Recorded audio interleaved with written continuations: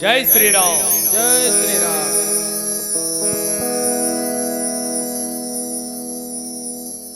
मारुती राया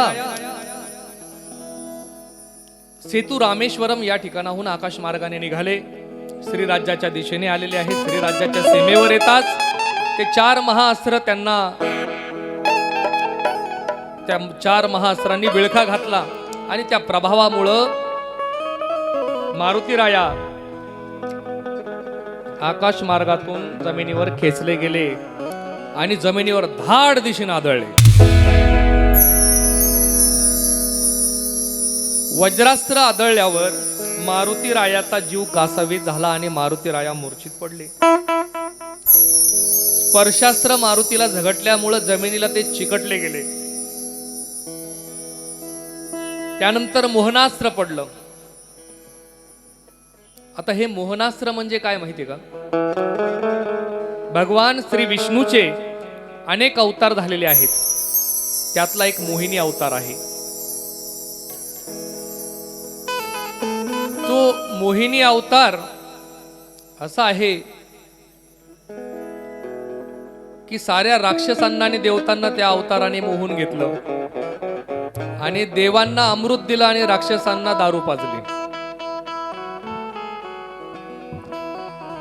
कार्य साध्य झालं, मोहून घेतलं.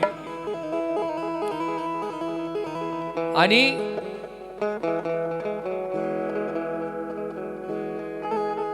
हा जो मोहिनी अवतार आहे भगवान विष्णूचा, त्यापासून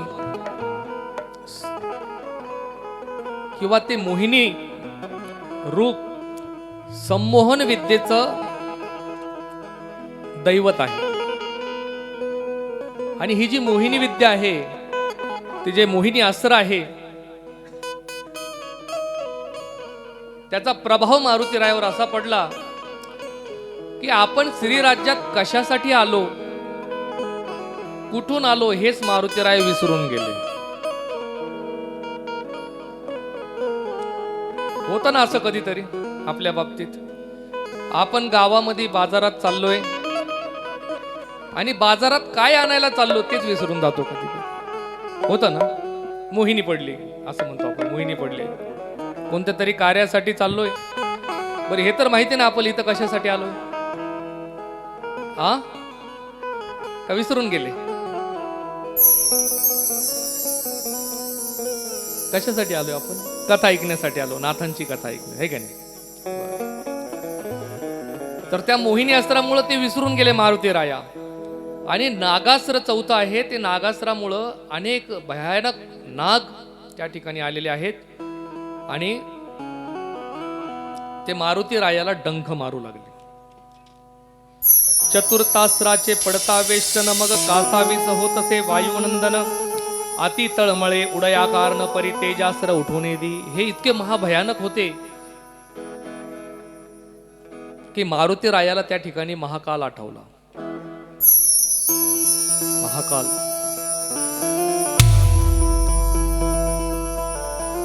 अकाल मृत्यु ओ मरे जो कर्म करे चांडाल का, और काल भी उसका क्या करे जो भक्त हो महाकाल का. नमो पार्वती पदे हर हर महादेव.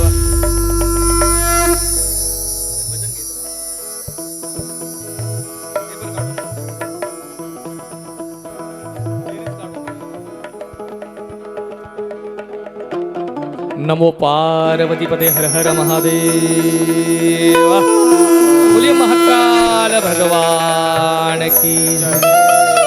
साक्षात ते 4 अस्त्र म्हणजे महाकाल आहेत.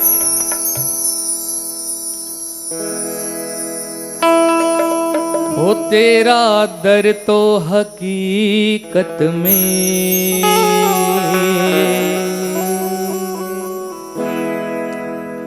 तेरा दर तो हकीकत में, दुखियों का सहारा है. तेरा दर तो हकीकत में, दुखियों का सहारा है. तेरा दर तो हकीकत में दुखियों का सहारा है। तेरा दर तो हकीकत में दुखियों का सहारा है। दरबार तेरा बाबा, दरबार तेरा बाबा, जन्नत का नजारा है। तेरा दर तो हकीकत में दुखियों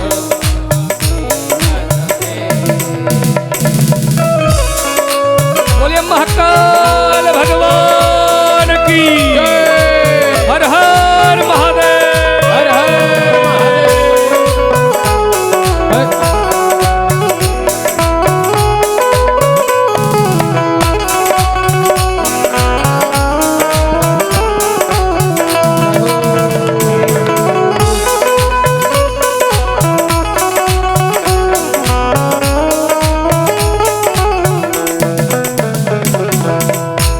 बिगड़ी हुई तकदीरें पल भर में बसाते हो। बिगड़ी हुई तकदीरें पल भर में बसाते हो। बिगड़ी हुई तकदीरें पल भर में बनाते हो। बिगड़ी हुई तकदीरें पल भर में बनाते हो। अब लाज रखो बाबा, अब लाज रखो बाबा, हमें तेरा सहारा है। ओम पार्वती पते हर हर महादेव, जय महाकाल।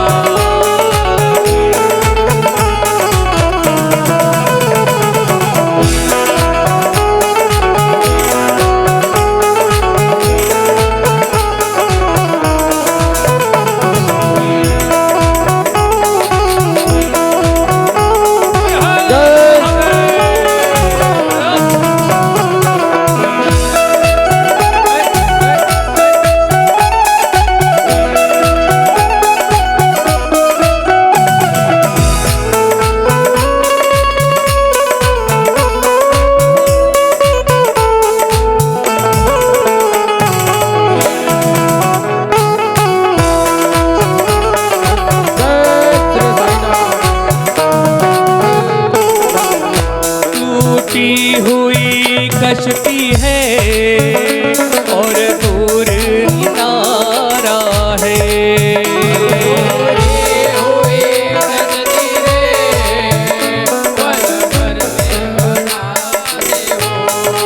ओ टूटी हुई कश्ती है और दूर किनारा है।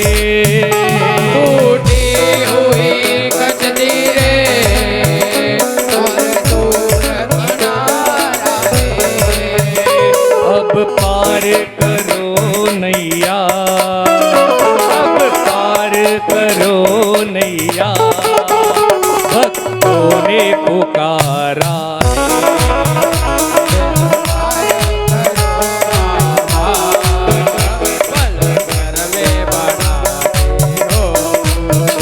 तेरा दर तो हकीकत में जय महाकाल। तेरा दर तो हकीकत में दुखियों का सहारा है।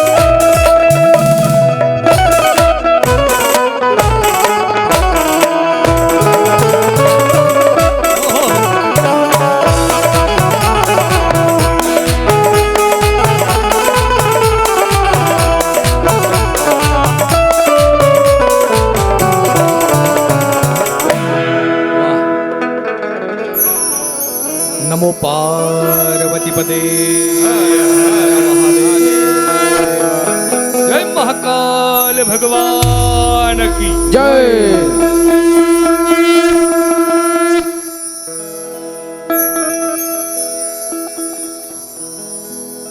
या 4 अस्त्रांचं बंधन पडलं. मारुती राया कासावीस झाले, डोळे पांढरे झाले, मुखातून रक्त व्हायला लागलं, कानातून रक्त व्हायला लागलं, नाकातून रक्त व्हायला लागलं, डोळ्यातून रक्त व्हायला लागलं आणि अंग थरथर कापायला लागले, जमिनीला चिकटले गेले, घामाघूम झाले, ओमघाम झालेत.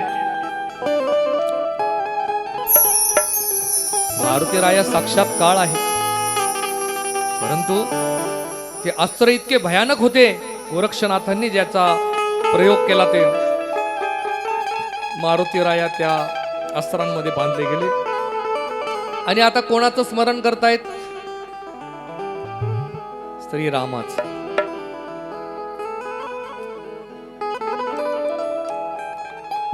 हे दयार्णवा कुळभूषणा, सीतापते रघुनंदना, दशग्रीवांतका, भक्त दुःख मावका, धाव पाव वेगेसी.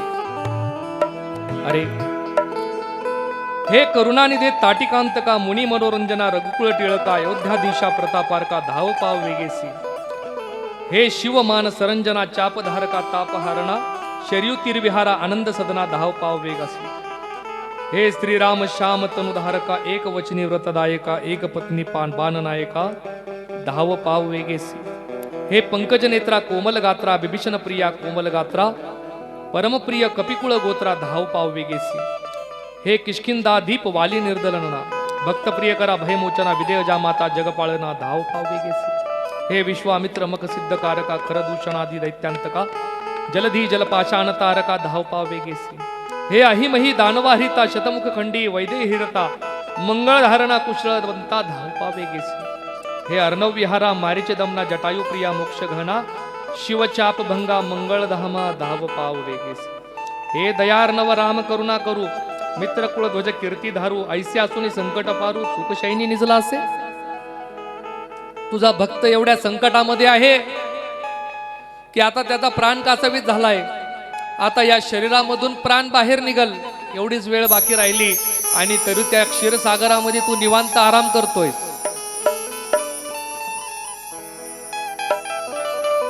आणि असा धावा केला मारुती रायानी की त्या क्षीरसागरामधून महाविष्णू श्रीरामाचं रूप घेऊन, धनुष्यबाण घेऊन, लक्ष्मण भ्रातासहित त्या ठिकाणी मारुती रायाच्या समोर प्रकट झाले. बोल सियावर रामचंद्र की, पवन सुत हनुमान की जय. वंदुनी श्रीरामाचे चरण, श्रीरामाला आहे त्या ठिकाणाहूनच वंदन केलं. म्हणे महाराजा वाचव प्राण. श्रीरामाला आपला जो भक्त आहे मारुती राया, या भक्ताची अशी अवस्था पाहिली, वाईट वाटलं, डोळ्यात अश्रू व्हायला लागले. भक्ताचं दुःख. आता हे भक्त नाहीयेत, हे भक्तराज आहेत, भक्त शिरोमणी आहेत. रामायणामध्ये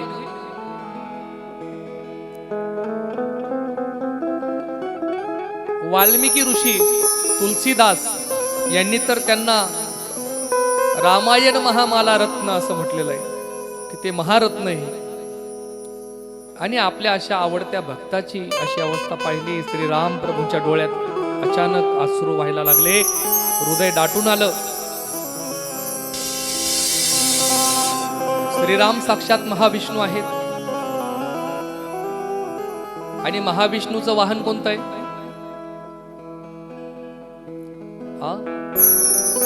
विष्णूंचं वाहन गरुड महाराज, हे का नाही?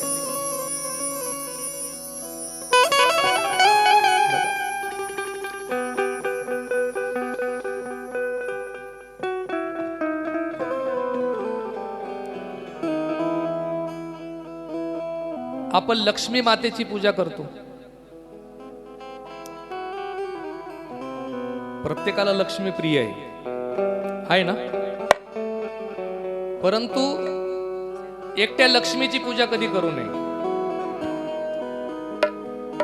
एकटी लक्ष्मी ज्या वेळेस येते ना, तर ती घुबडावर बसून येते, कारण की तिचं वाहन घुबड आहे.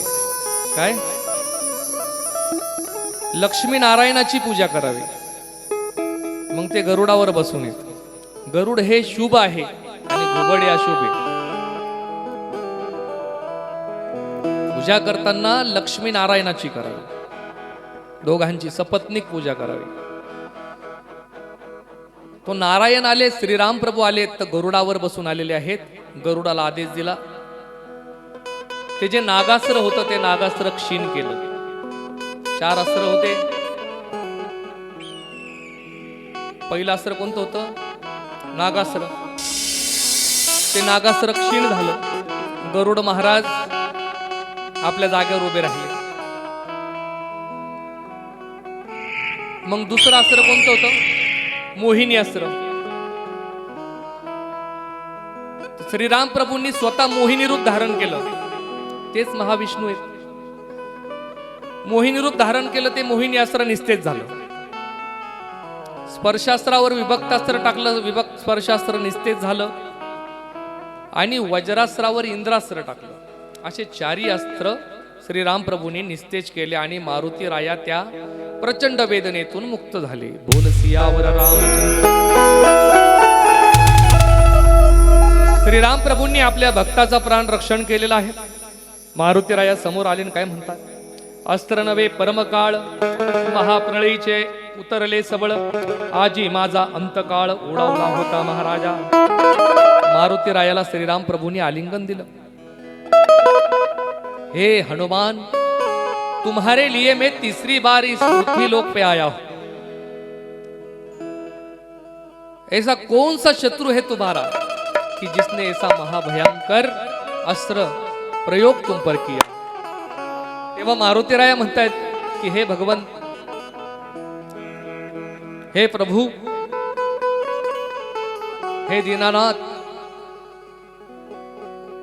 9 नाथांपैकी निश्चितच कोणीतरी आला असणार आहे. कारण की कलियुगामध्ये अशी भयानक विद्या नाथ संप्रदायाशिवाय दुसरं कोणाकडे नाही. मग श्रीराम प्रभूने अंतर्ज्ञानाने पाहिलं तर साक्षात हरिनारायणाचा जो अंश अवतार आहे गोरक्षनाथ, त्या चिनापट्टणम या ठिकाणी ध्यानस्थ बसलेले होते असं त्यांनी पाहिलं. मारुती रायाला सांगितलं की गोरक्षनाथ इथं आलेले आहेत. दोघ जण ब्राह्मण रूप धारण करून गोरक्षनाथांपाशी आले. गोरक्षनाथांना पाहिलं. गोरक्षनाथांनी आपलं आसन सोडलं. मनात विचार केला, ब्राह्मण आले तिथं, हा दुसरा ब्राह्मण तर खूप सामर्थ्यशाली दिसतो, शरीराने तर एकदम हट्टाकट्टा दिसतो. ब्राह्मण शक्यतो असे हट्टेकट्टे नसतात.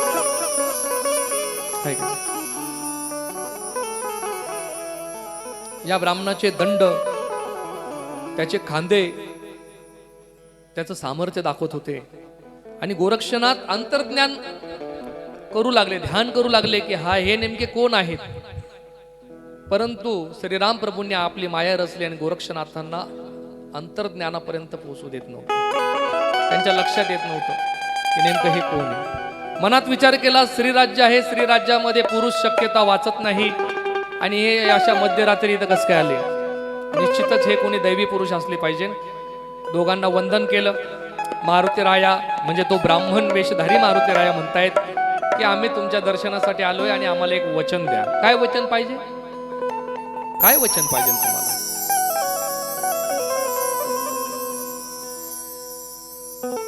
नाही, पहिले वचन द्या, मग सांगतो काय पाहिजे.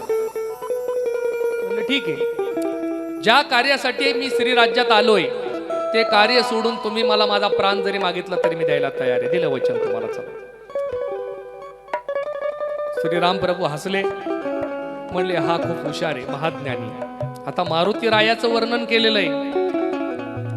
मनोजवम मारुतुल्य वेगम जितेंद्रियम बुद्धिमताम वरिष्ठम. मारुती राया खूप बुद्धिमान आहे, ज्ञानी आहे. सूर्यनारायणाचे ते शिष्य आहेत. इतके महाज्ञानी आहेत, परंतु त्यांच्या सुद्धा शब्दामध्ये गोरक्षनाथ आले नाही. आपल्या मूळ आणि आता गोरक्षनाथ म्हणतात की आता तुम्ही तुमच्या मूळ स्वरूपामध्ये या. त्यावेळेस श्रीराम प्रभू आणि मारुतीराय आपल्या मूळ स्वरूपात आले. गोरक्षनाथांनी त्यांना वंदन केलं. श्रीराम आणि मारुतीरायाला सांगितलं की मच्छिंद्रनाथ महाराजांचं आता श्री राज्यातील कार्य पूर्ण झालेलं आहे.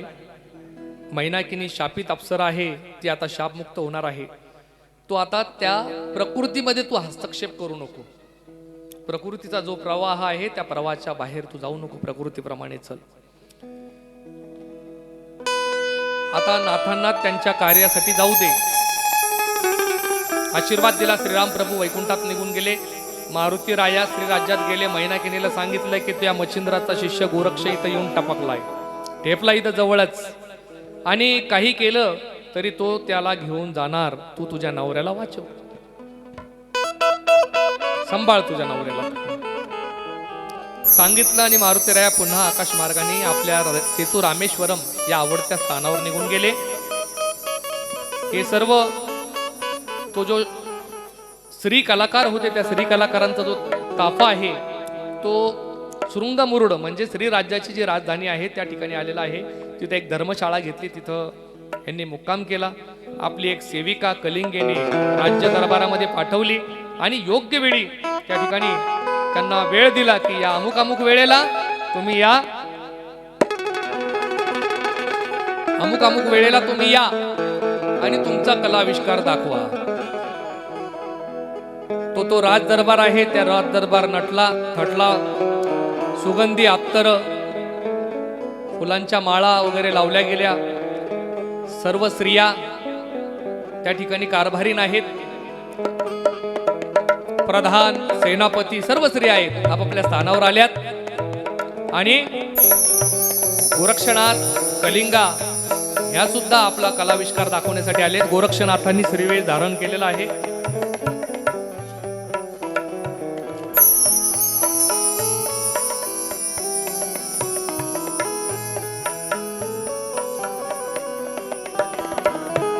गोरक्षनाथांनी कलिंगेने दिलेली तिची साडी घातली, जटा मोकळ्या केल्या, कुंकू लावलं, डोळ्यामध्ये काजळ घातलं, चिरपदर खुपसला, आपली जी कर्णकुंडले ती काढली आणि श्री ताटिका गळ्यात कानातल्या ज्या ताटिका असत्या स्त्रियांच्या त्या स्त्रियांच्या ताटिका घातल्या. स्त्री आभूषण घातले, स्त्री अलंकार घातला आणि असा स्त्रीवेश धारण करून गोरक्षनाथ बाहेर आले. त्यावेळेस त्या ज्या स्त्रिया आहेत त्या स्त्रियांचं सौंदर्य सुद्धा निस्तेज झालेलं आहे. सगळेजण त्या गोरक्षनाथांकडे पाहू लागले. साक्षात शंकराचा अवतार आहे गोरक्ष. कर्पूर गौरम करुणावतारम. कापरासारखा रंग आहे गोरक्षनाथांचा, गोरे पान आहेत. आणि असे हे गोरक्षनाथ श्रीवेश धारण करून आले. सर्वजण त्या राज दरबारात आलेले आहेत. गोरक्षनाथ मृदुंग वाजवायला बसलेले आहेत. अवधूत चिंतन श्री गुरुदेव दत्त. काही स्त्रिया गायन करायला लागल्यात आणि काही नृत्य करायला लागल्यात. सद्गुरु मच्छिंद्रनाथ महाराज, मैनाकिनी माता सिंहासनावर बसलेत. मच्छिंद्रनाथांच्या मांडीवर त्यांचे पुत्र मेन्नाथ बसलेले आहेत. आणि मच्छिंद्रनाथांनी आदेश दिला आणि त्या ठिकाणी त्या गायनाला, त्या कार्यक्रमाला सुरुवात झालेली आहे.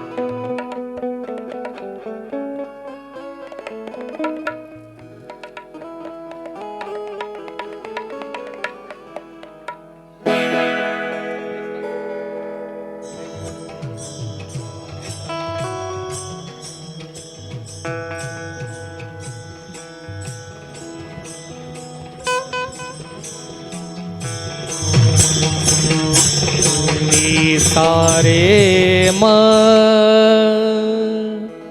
पनी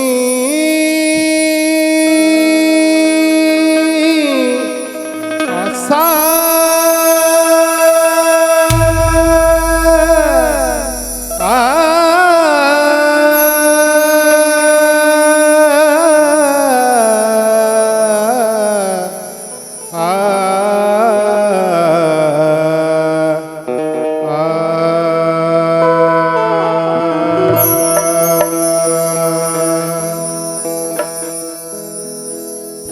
मेरे डोलना,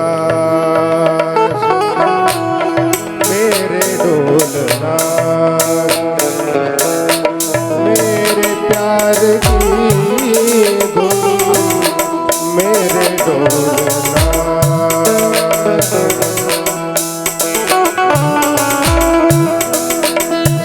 कार्यक्रम रंगामध्ये आलेला आहे.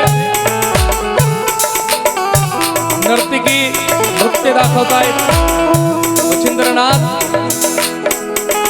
वा वा करून त्यांना प्रोत्साहन देत आहेत. सर्वांनी टाळ्या वाजवायच्या हात वरती करून.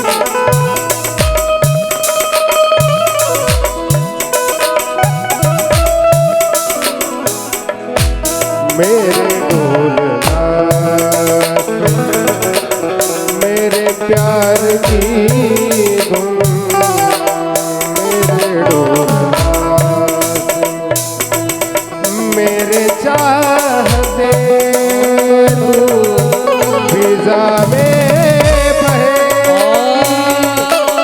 जिंदा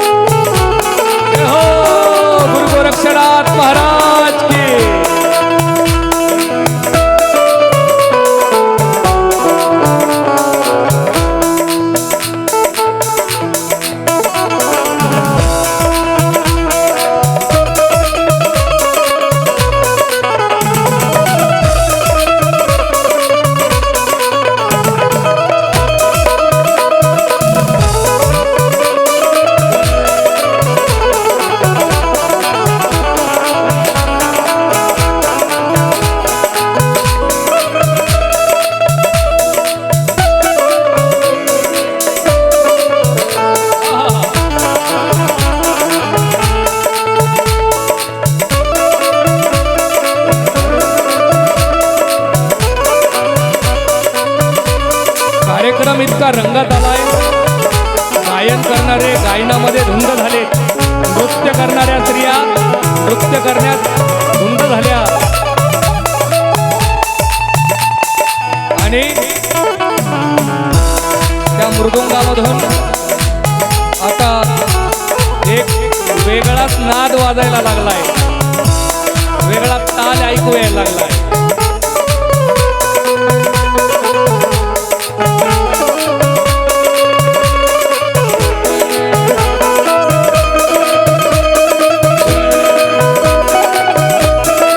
चलो मच्छिंद्र गोरख आया, चलो मच्छिंद्र गोरख आया, चलो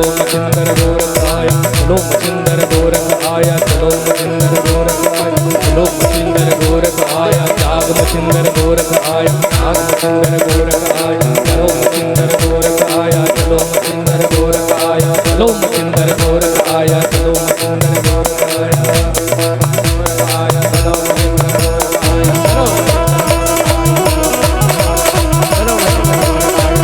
आणि तो जो आवाज होता तो ताल होता. त्या तालाने मच्छिंद्रनाथ खाडकीने जागेला.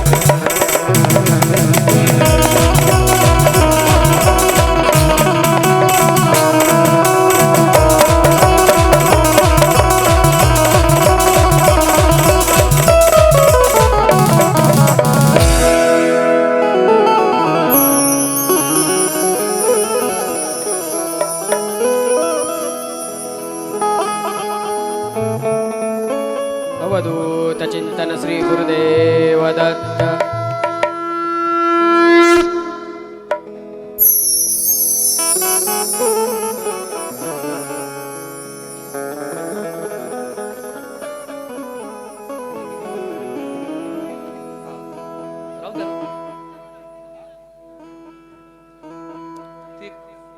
त्यांच्याकडे दे. त्या मृदुंगातून आवाज आला, चलो मच्छिंद्र गोरखाया, चलो मच्छिंद्र गोरखाया. मच्छिंद्रनाथ महाराज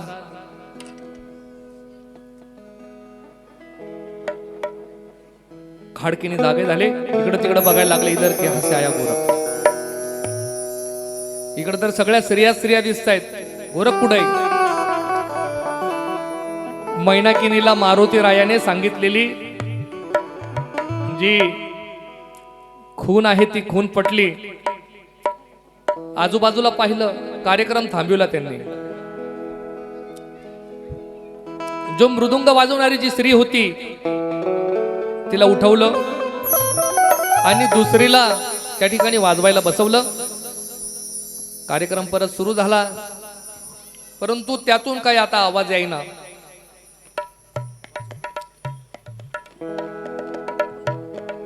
गोरक्षनाथांना त्या स्त्रीला पुन्हा बसवलं आणि आपला जो मृदुंग आहे तो मृदुंग वाजवायला दिला आणि पुन्हा सांगितलं मैनाकिनीने कार्यक्रमाला सुरुवात करा. कार्यक्रम पुन्हा चालू झाला. तो कार्यक्रम पुरा सुरू झाल्यानंतर पुन्हा आवाज यायला लागला. चलो मच्छिंदर गोरक्ष आया, चलो मच्छिंदर गोरक्ष आया, चलो मच्छिंदर गोरक्ष आया, चलो मच्छिंदर गोरक्ष आया. राग मच्छिंदर गोरखाया. तो जो अलग नाथांनी ठोकला, गुरु महाराज गडबडले. मग मैनाकिनीला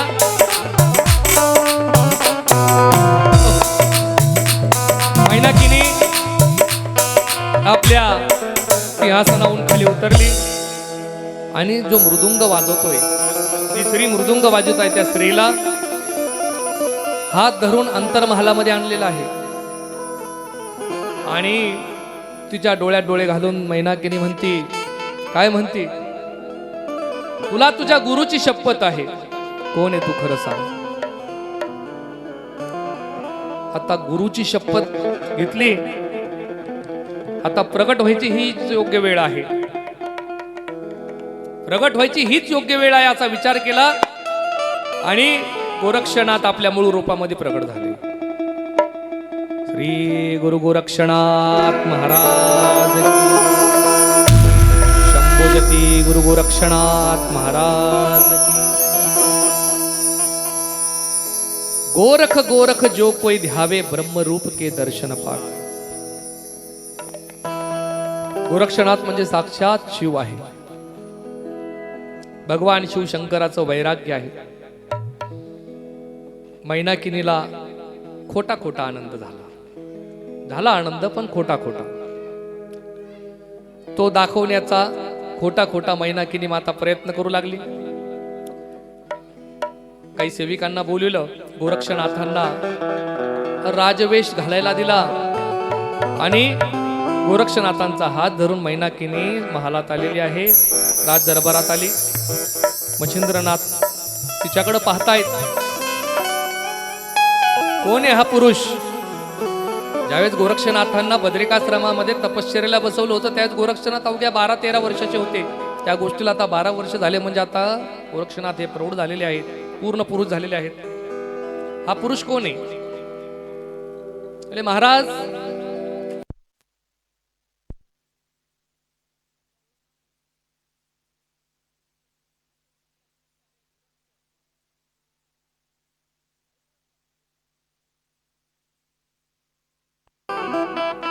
मच्छिंद्रनाथांना आनंद झाला.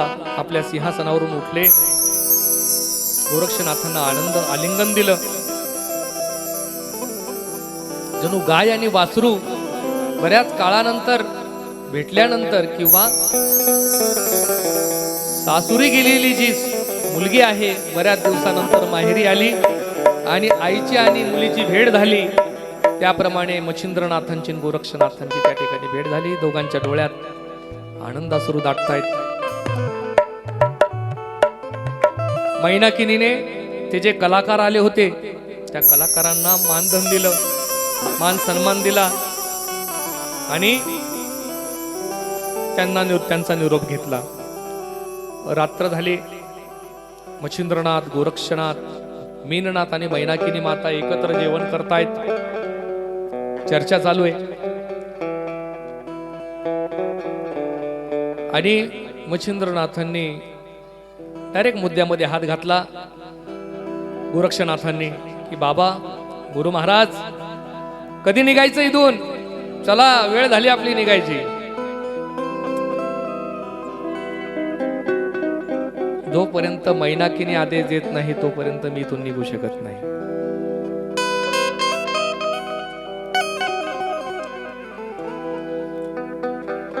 रात्र झाले, असे 2-3 दिवस निघून गेले. मच्छिंद्रनाथ मैनाकिनी माता दोघे जण एकत्र बसलेत. मच्छिंद्रनाथ पत्नीला सांगतायत की गोरक्ष मला इथं घेऊन जाण्यासाठी आलेला आहे, जोपर्यंत तू सांगत नाही तोपर्यंत मी इथून निघणार नाही. मैनाकिनीला कळून चुकलंय. मग तिने काय केलं, गोरक्षनाथांना स्वादिष्ट मिष्टान्न खाऊ घालायला सुरुवात केली.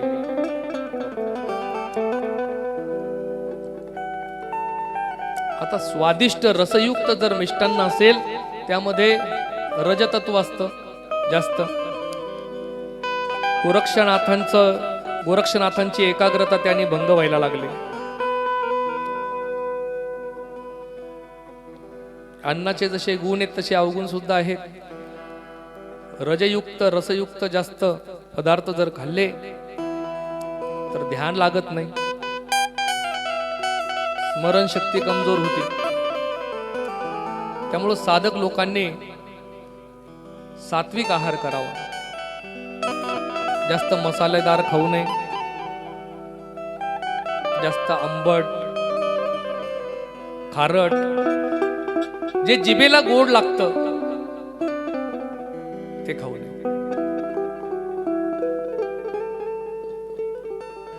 गोरक्षनाथ मैनाकिनी मातेला म्हणतायत की हे माते, तू माझी गुरुमाता आहे, माझ्या गुरुची पत्नी म्हणजे तू माझी गुरुमाता आहे, आणि माझी विनंती की मला असलं खायला देऊ नको, मला अशी खायची सवय नाही. साधी चटणी भाकर खाणार आहे मी, फकीर आहे. आज या गोष्टीची जर सवय लागली आणि तीर्थयात्रेला जर गेलो तिथं मला हे भेटलं नाही तर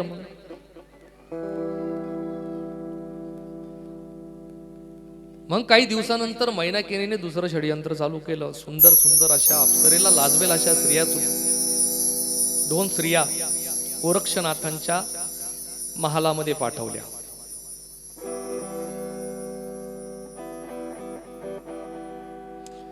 जितना जति हो कोई, जितना यति हो कोई, कामनी के संग काम जागे ही जागे. त्या स्त्रिया अशा होत्या की 12-12 हजार वर्ष तपसाधना करणाऱ्या ऋषींच्या, तपस्वींच्या सुद्धा तपश्चर्या भंग करू शकतील एवढं त्यांचं सौंदर्य होतं. अशा नेत्र कटाक्ष त्या गोरक्षनाथांवर खेच मारत होत्या. गोरक्षनाथांकडे आल्या. गोरक्षनाथांना म्हणले की हे स्वामी, आम्हाला तुमच्या बरोबर सारीपाठ खेळायचा आहे. सारीपाठ खेळायचा आहे.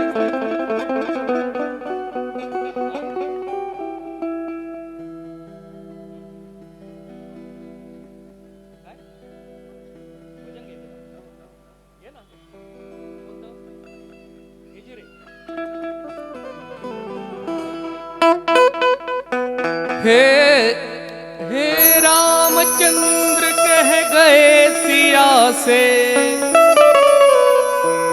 ऐसा कलयुग आएगा, हंस सुगेगा दाना गुन का, कौवा मोती खाएगा.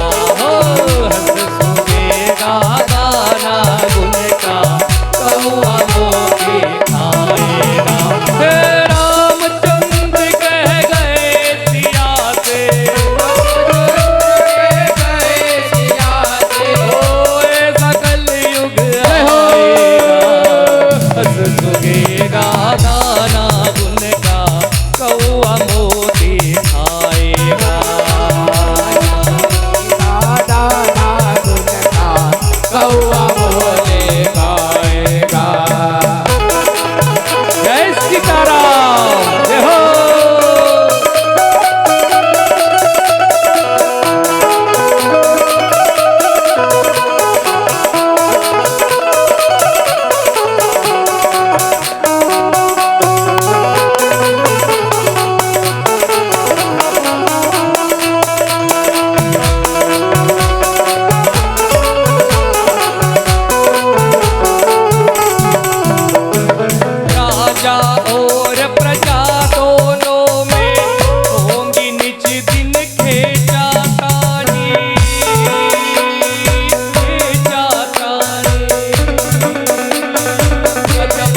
दम पर करेंगे दोनों अपनी अपनी मनमानी।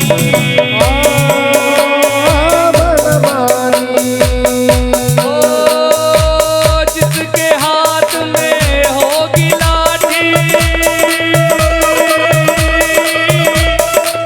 जिसके हाथ में होगी लाठी बेस वही ले जाएगा। बस सुनेगा गाना गुन का कौआ मोती खाएगा। हे रामचंद्र कह गए सिया से, रामचंद्र कह गए सिया से, ऐसा कलयुग आएगा। कौआ मोती खाएगा।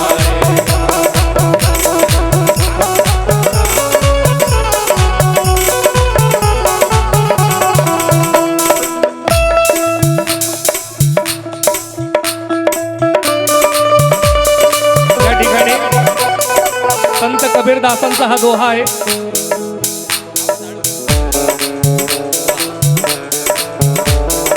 सीता माता आणि रामचंद्र प्रभू त्रेतायुगामध्ये चर्चा करतायत। सीता माता रामाला विचारते की प्रभू कलियुग कसं असेल, कलियुगाचे गुणधर्म काय? तर त्यावेळेस श्रीराम प्रभू या ठिकाणी म्हणतायत की जशी राजा तशी प्रजा राहणार आहे। सत्तेसाठी लोक भांडणं करतील, खुर्चीसाठी भांडणं करतील,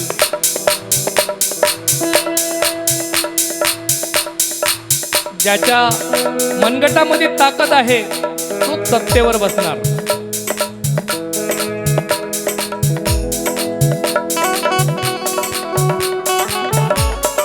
मंदिरामध्ये गर्दी कमी होईल, मग गर्दी कुठं जाईल ती मंदिरातली? मंदिर सूना सूना होगा भरी रहेगी मधुशाला, मधुशाला। मधुशाला म्हणजे काय माहितीये का? हा माहितीये का मधुशाला? नाही? जाऊ दे। मधुशाला म्हणजे त्या 14 रत्नांपैकी एक रत्न, असं रत्न निघलं होतं त्या समुद्र मंथनातून की ते राक्षसांकडे गेलं होतं। ते म्हणजे मद्य। मद्य म्हणजे दारू, त्याने नशा चढतो।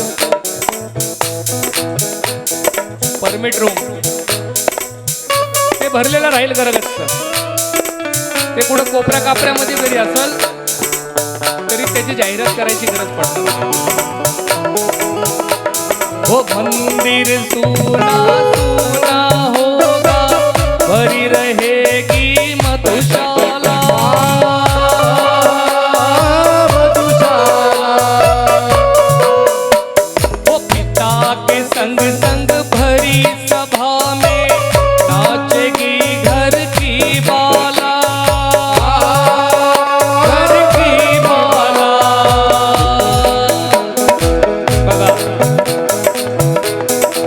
600 वर्षापूर्वी, 500-600 वर्षापूर्वीचे कबीरदास महाराज आणि त्रेतायुगातले श्रीराम प्रभू सांगतायत की कलियुगामध्ये एका मंडपामध्ये, एका वरातीमध्ये बाप आणि लेक एकत्र नाचतील, एकत्र ठेका धरतील आणि बाप म्हणाल की माझी पोरगी कशी नाचते बघा। आज बघायला मिळते आपल्याला। ते संतांचे वाक्य आहे, ते आज ते खरे व्हायला लागले, आपण पाहतो। ऐका नाही? पिता के संग संग भरी सभा में नाचेगी घर की बाला, हो कैसा कन्या दान पिता ही, कैसा कन्या दान पिता ही, कन्या का धन खाएगा बस सुगेगा दाना गुन का कौवा मोती खाएगा। हे रामचंद्र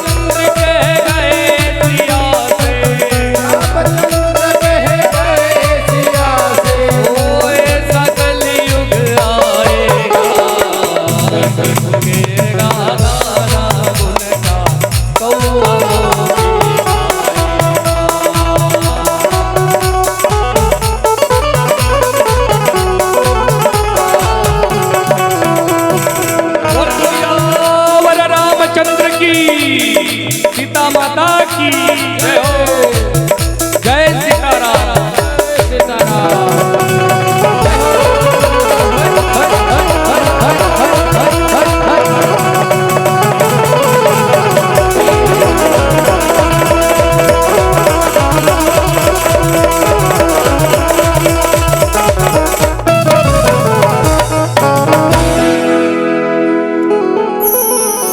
कलियुगाचा प्रभाव आहे.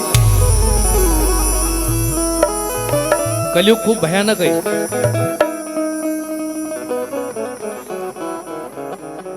गुरुचरित्रामध्ये वर्णन केलेलं आहे कलियुगाचं. अतिशय घाण वास येतो, दुर्गंध. ब्रह्मदेवाचाच पुत्र येतो. 4 पुत्र आहेत ब्रह्मदेवाचे, सत्ययुग, त्रेतायुग, द्वापारयुग आणि कलियुग. ज्यावेळेस द्वापारयुग संपलं, कलियुग आपल्या पित्याला म्हणजे ब्रह्मदेवाकडं आदेश मागण्यासाठी आला की मला जाऊन द्या आता पृथ्वी लोकावर. तर त्यावेळेस त्याचं वर्णन आलेलं आहे गुरुचरित्रामध्ये. अतिशय दुर्गंधीयुक्त, घाण, डोळे असे लाल लाल आहेत. दारू पेलेला येतो, लाल लाल डोळे आहेत, पोट वाढलेलं आहे. बघा, दारू पिणाऱ्या माणसाचं पोट असं वाढलेलं असतं बरोबर.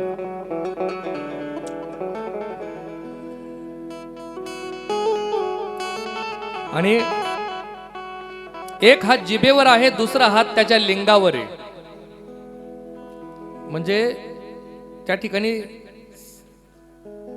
गंगाधर सरस्वती म्हणजे त्या गुरुचरित्राचे लेखक, रचनाकार सांगतायत की कलियुगामध्ये कलीचा प्रभाव वाणी आणि कामवासनेतून होणार आहे.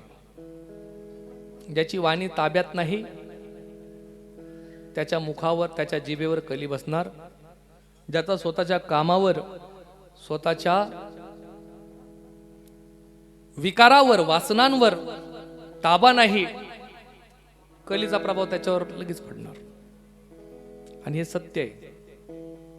आपण आज पाहतो समाजामध्ये की समाज रोज काही ना काही बातम्या ऐकायला मिळत आहेत. आत्ता 15 दिवसापूर्वी मालेगावची बातमी पाहिली आपण. 3-4 वर्षाचीच ती मुलगी. आणि हे समतोल राहतोय फक्त कलियुगामध्ये संतांमुळं, अशा सत्संगामुळं. एक वाक्य अजून याच्यामध्ये, धर्म भी होगा कर्म भी होगा, धर्म भी होगा कर्म भी होगा, परंतु शर्म नहीं होगी. बात बात पर माता पिता को, बात बात पर माता पिता को बेटा आंख दिखाएगा.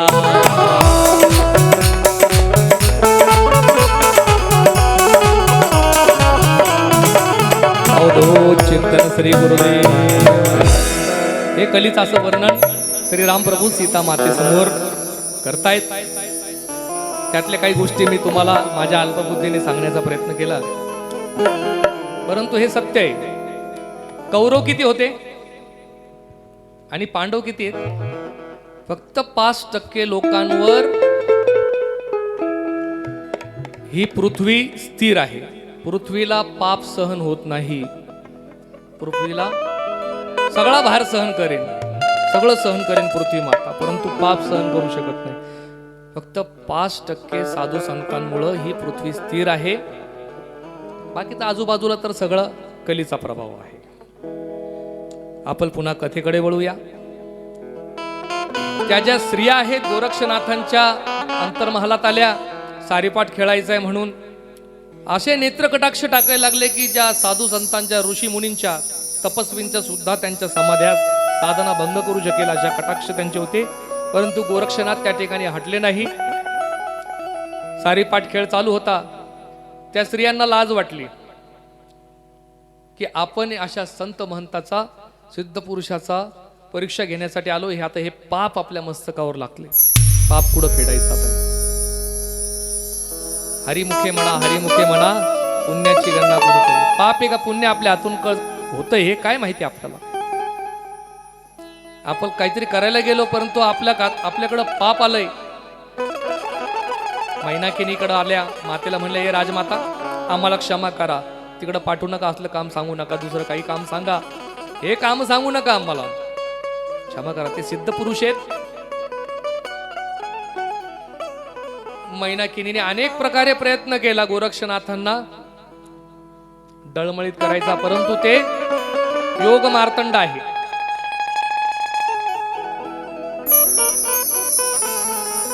भगवान शंकराचं ते वैराग्य आहे. माऊली ज्ञानेश्वर महाराजांनी गोरक्षनाथांचं वर्णन केलेलं आहे. गोरक्षनाथांना ते आपला आदर्श मानतात. 18व्या अध्यायामध्ये वर्णन आहे. विषय विध्वंसक वीर आणि योगाब्जिनी सरोवर अशा 2 उपमा त्यांनी दिलेल्या आहेत गोरक्षनाथांना. विषयाचा विध्वंस करून टाकतोय तो. त्या कुळामध्ये, त्या गुरु परंपरेमधले आम्ही आहोत. ती आमची गुरु परंपरा आहे. योगाब्जिनी सरोवर,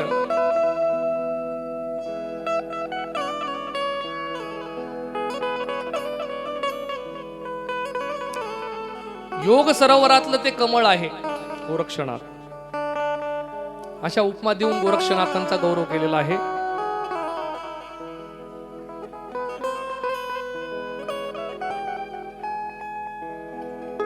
आणि मैनाकिनीचा प्रयोग आता किंवा तिचे प्रयत्न आता निष्फळ झाले. गोरक्षनाथ आता मैनाकिनी मातेपुढे आले.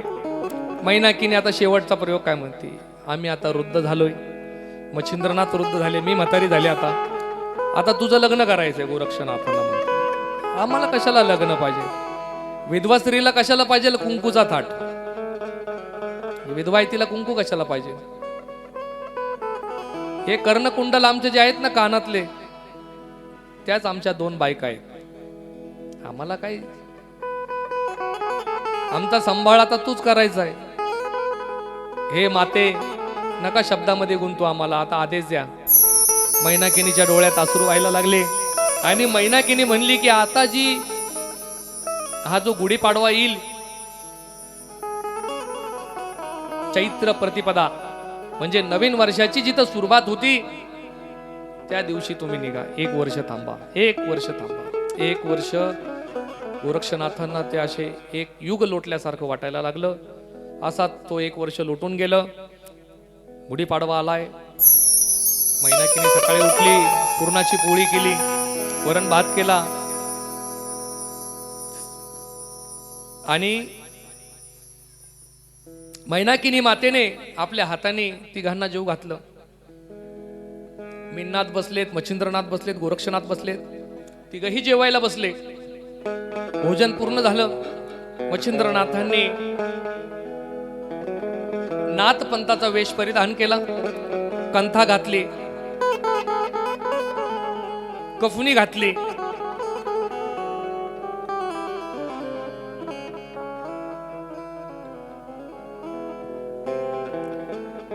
आणि तो नाथ वेश घालून परिधान करून शैली शिंगी घातली.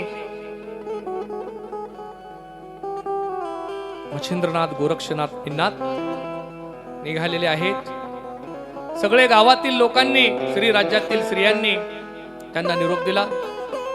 मच्छिंद्रनाथ एका गुप्त ठिकाणी गोरक्षनाथांना, मिन्नाथांना घेऊन गेले. त्या गुहेमध्ये घुसले. तो तिथं मच्छिंद्रनाथांचा जो दिव्य देह होता, दिव्य देह त्या ठिकाणी ध्यानस्थ बसले आणि मायानी त्यांनी हा जो मायावी देह निर्माण केला होता, त्या मायाही देहाने त्यांनी श्री राज्यात प्रवेश केला होता. तो मायावी देह या ठिकाणी आता गुप्त झाला आणि दिव्य देहामध्ये त्यांनी प्रवेश केला. गोरक्षनाथांना आपल्या गुरूंची माया समजली आणि त्यामुळं मच्छिंद्रनाथांना माया स्वरूप असं म्हटलं जातं.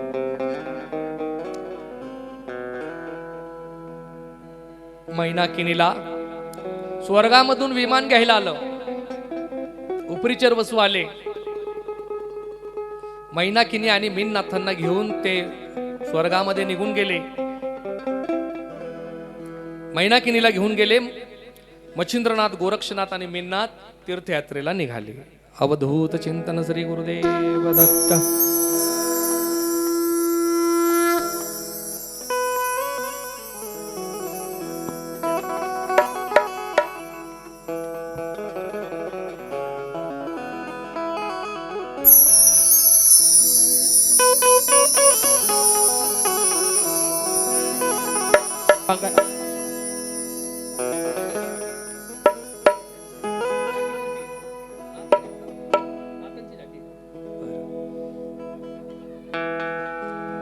ओम अलक निरंजन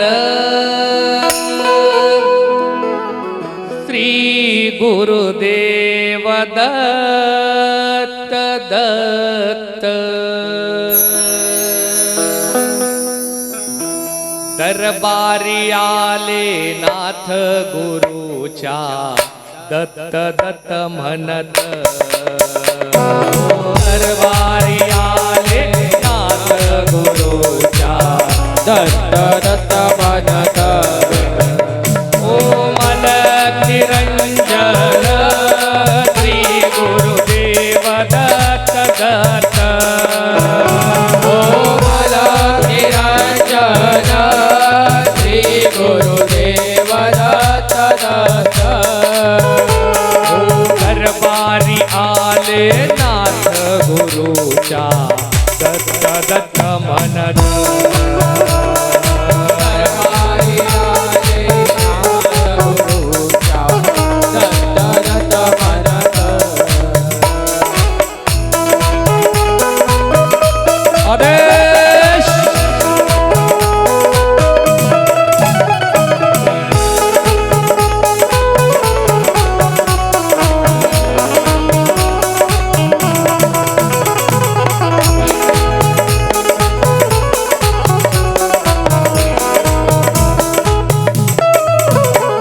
हो दरबार धुंद झाला नाथांच्या चरणी दरबार धुंद झाला नाथांच्या चरणी दरबार धुंद झाला नाथांच्या चरणी दरबार धुंद झाला नाथांच्या चरणी दत्त दत्त म्हणता ते चिंता ही हरली दत्त म्हणता ही चिंता ही हरली हो धुनती एकच दरबारी घुमली तुझी एकच दरबारी घुमली ओम अलक निरंजन श्री गुरुदेव दत्त दत्त ओम अलक निरंजन श्री गुरुदेव दत्त दत्त हो दरबारी आले नाथ निरंजन दत्त दत्त म्हणत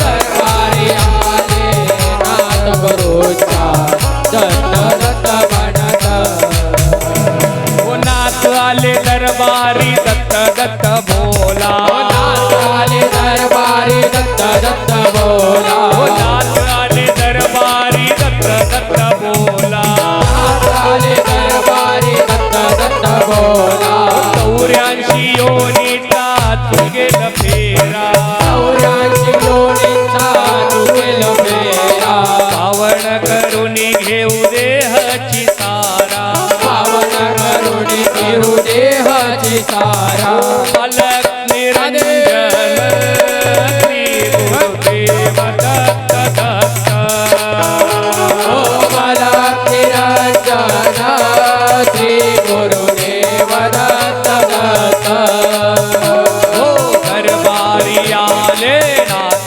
गुरुच्या दत्त दत्त म्हणत दरबारी आले नाथ गुरुच्या दत्त दत्त म्हणत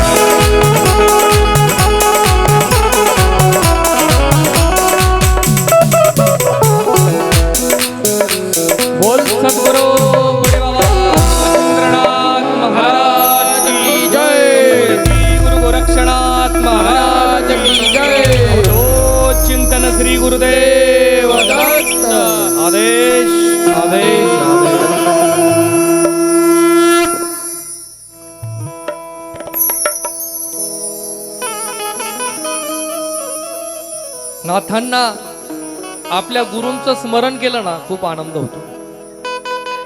गुरूंचं भजन त्यांना खूप आवडतं. गुरु महाराजांचं भजन ऐकलं की ते सगळं देहभान विसरून जातात.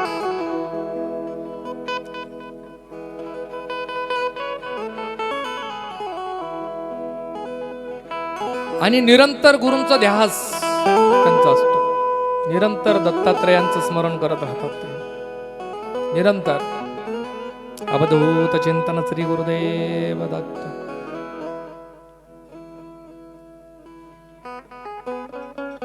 मच्छिंद्रनाथ, गोरक्षनाथ, मीननाथ तीर्थयात्रा करीत करीत सौराष्ट्र या ठिकाणी आले.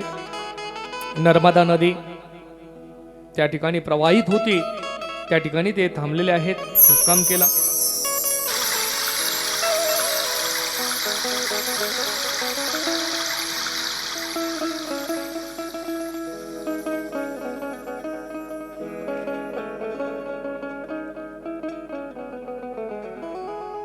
दुसऱ्या दिवशी सकाळी उठले पहाटे. आता मेननाथ महाराज अवघ्या 4-5 वर्षाचे होते. कळत नव्हतं काही. बेटा गोरख,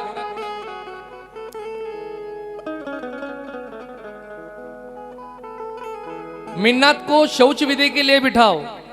नाथांनी आदेश दिला. काय? शी करायला बसवा. गोरक्षनाथांना आदेश दिला. गोरक्षनाथांनी मीननाथांना उचललं, एका ठिकाणी बसवलं. मीननाथ बसले शौचा करायला आणि मनात विचार करायला लागले, आपल्यासारख्या साधू संन्यासाला असला कसला खटाटोप पाहिजे, काय आवश्यकता या गोष्टीची.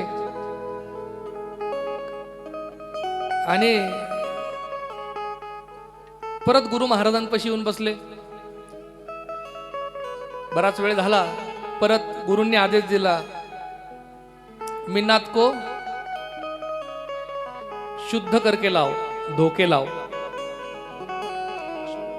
शुद्ध करके स्वच्छ करके लाओ. आता गोरक्षनाथ हे महाज्ञानी आहे. गुरूंचा आदेश प्रमाणे ध्यान मूलम गुरुमूर्ती, पूजा मूलम गुरुवाक्य. गुरुमूर्तीचं निरंतर ध्यान करतायत. गुरुवाक्य हे प्रमाणे तोच मंत्र आहे गुरुवाक्य. गुरूंच्या मुखातून एखादं वाक्य निघलं ते मंत्र आमच्यासाठी. मंत्र मूलम गुरुवाक्यम.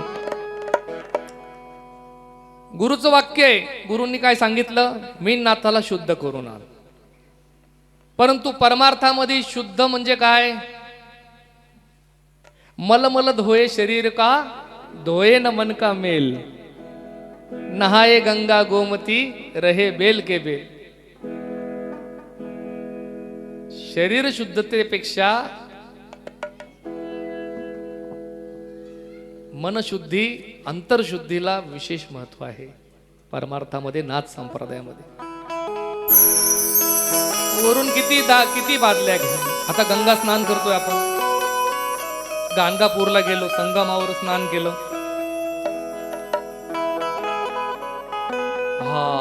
आता गंगे स्नान केलंय. आता पुन्हा पाप करायला आपण मोकळं आहे की नाही. मग ती गंगा कस काय आपल्याला शुद्ध करणार? अहो, आपल्याला आपण केलेल्या वाईट कर्माचा, आपल्या हातून झालेल्या दुष्कृत्यांचा, कर्माचा पश्चाताप जोपर्यंत होत नाही तोपर्यंत प्रायश्चित होऊ शकत नाही. तोपर्यंत गंगा सुद्धा आपल्याला शुद्ध करू शकत नाही. भ्रम आहे तो. भ्रम, खूप मोठा भ्रम आहे. जोपर्यंत आपल्याला समजत नाही की आपण केलेलं ते का पाप आहे खूप, आणि ते आपल्याला कधी ना कधी फेडावं लागल. अनेक प्रकारचे पाप आहेत बरं का. गोहत्या, ब्रह्महत्या, मातृपितृ हत्या, गुरुहत्या, अशा अनेक प्रकारचे पाप आहेत. परंतु इथं नवनाथ ग्रंथामध्ये काही पापांचं वर्णन केलेलं आहे.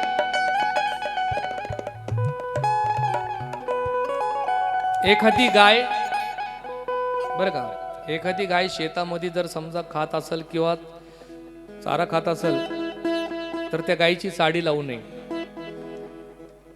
ते खूप मोठं पाप आहे. एखादी व्यक्ती कीर्तनाला जाते, कथेला जाते, भजनाला जाती, सत्संगाला जाती, तिला अडवू नये, तिला म्हणू नये की तिकडे जाऊ नको.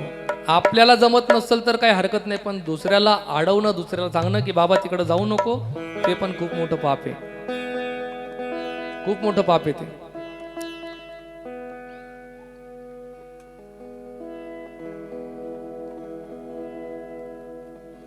सासूकडं सुनेची चुगली लावू नये. बघा काही जणांना खूप खोड असतील.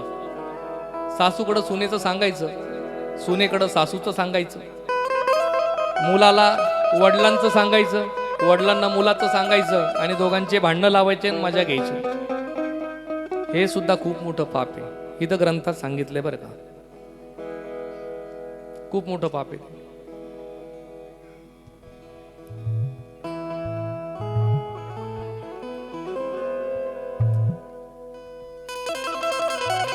अशा अनेक प्रकारचे पाप शास्त्रात सांगितलेले आहेत.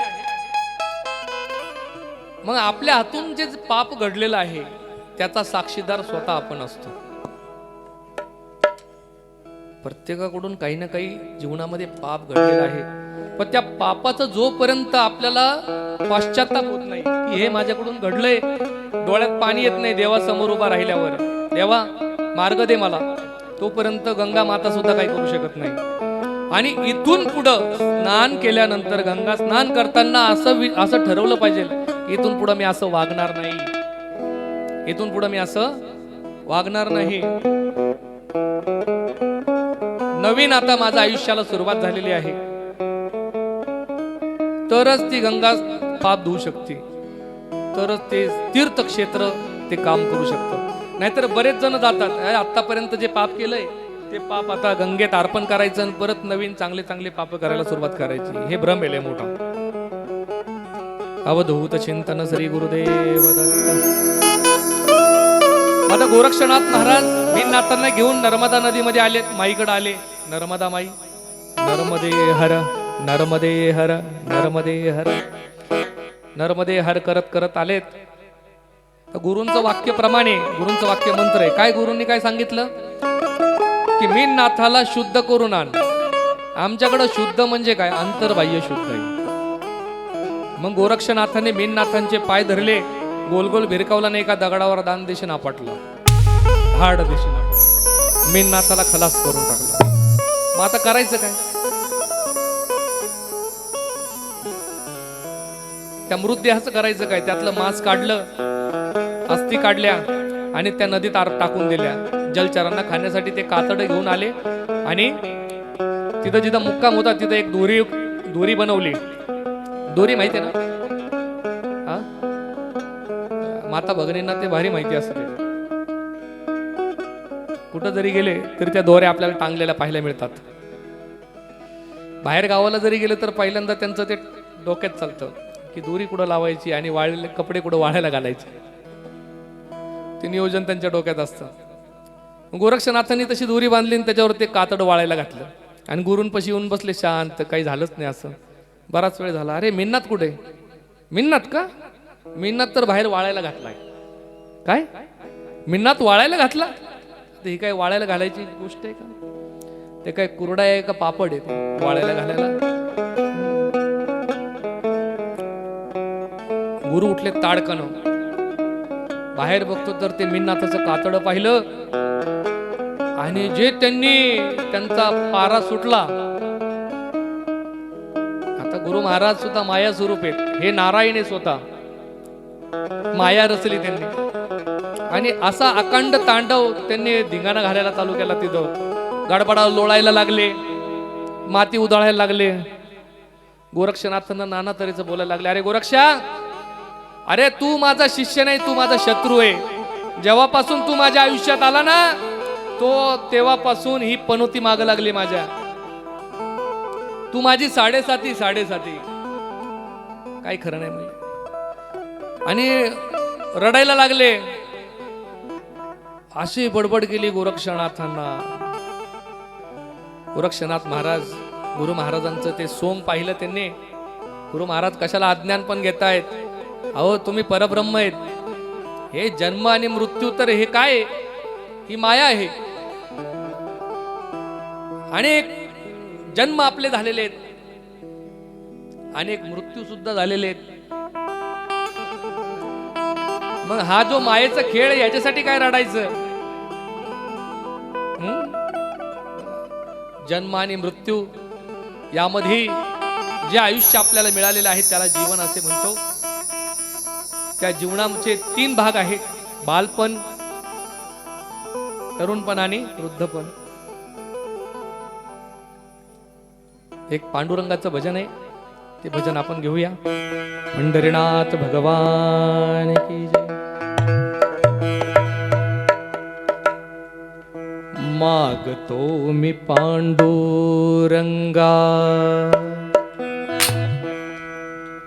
फक्त एक दान,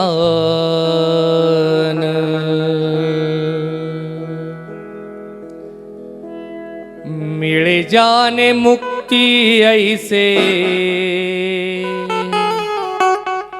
द्यावे मजदान. आपण आयुष्यभर जे कर्म करतो ना, तर मृत्यूच्या समयी ते सगळे कर्म त्या काही शेवटच्या क्षणामध्ये आपल्या समोर स्मृतीपटलासमोर येत असतात. त्यामुळं हरिकीर्तन करावं, नामचिंतन करावं, गुरुभजन करावं, गुरूंच्या शरणला जावं, संतांची सेवा करावी, साधू संतांची सेवा करावी, की आपला शेवट चांगला झाला पाहिजे. मागतो मी पांडुरंगा फक्त एक दान, मागतो मी पांडुरंगा फक्त एक दान, मिळे जाने मुक्ती ऐसे द्यावे मज ध्यान.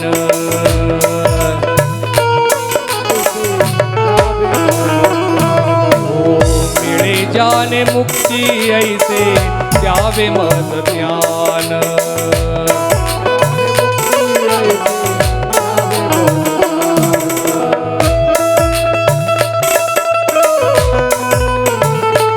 पंढरीनाथ भगवान की.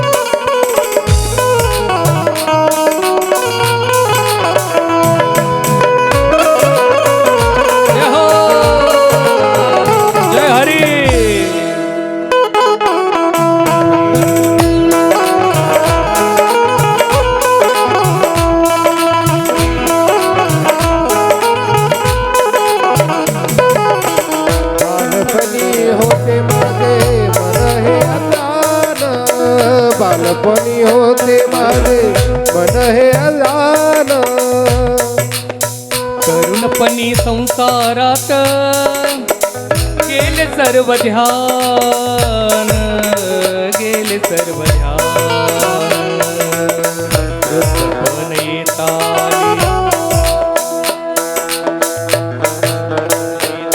आली जागती महान.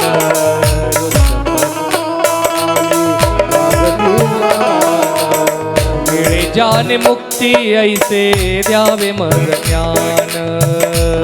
जाने मुक्ती ऐसे द्यावे मज ज्ञान.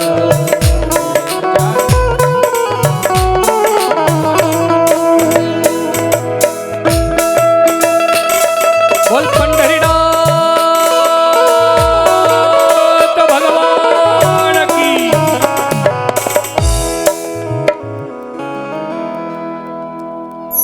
बालपणी होते माझे मन हे अजान, तरुणपणी संसारात गेले सर्व ध्यान. वृद्धपण येता आली जागती महान. आता इथं आली जागती, काही जण येत पण नाही. वृद्धपण येता आली जागती महान, मिळे जाने मुक्ती ऐसे द्यावे मला ज्ञान. म्हणून आपला शेवट जर गोड व्हायचा असेल, चांगलं व्हायचं असेल, तर आयुष्यभर चांगले कर्मच केले पाहिजे. हे जीवन म्हणजे तपश्चर्या आहे, साधन आहे. आणि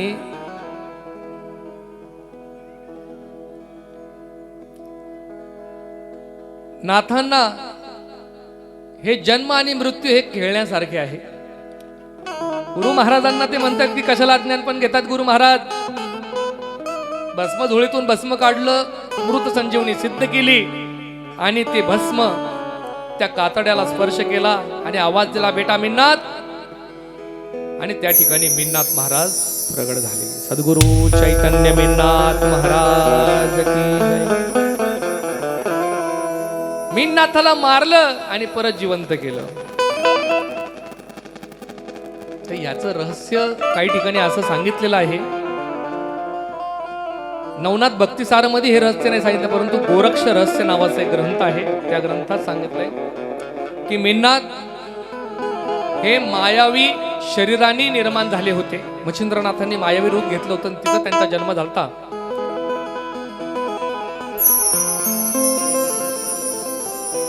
म्हणून मिन्नाथांना नाथ तत्व,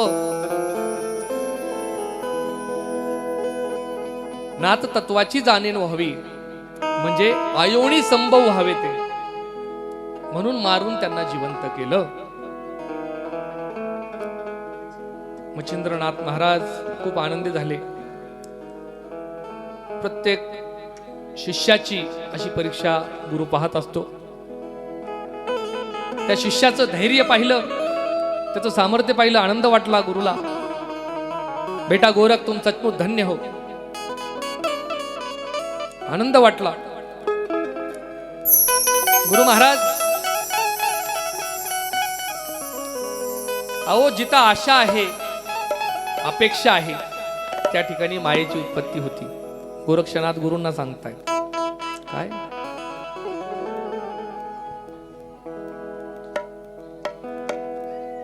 ही नाथांची वाणीच अशी आहे, उलटी वाणी आहे नाथांची. नाथ पंत की उलटी बाणी, बरसे कंबल भेगे पाणी. असाच एकनाथ महाराजांचा एक अभंग आहे, नाथाच्या घरची उलटी खून, पाण्याला लागली मोठी तहान. तोच भावार्थ आहे, तोच अर्थ आहे. पाण्याला मोठी लागली तहान. पाण्याला तहान लागते.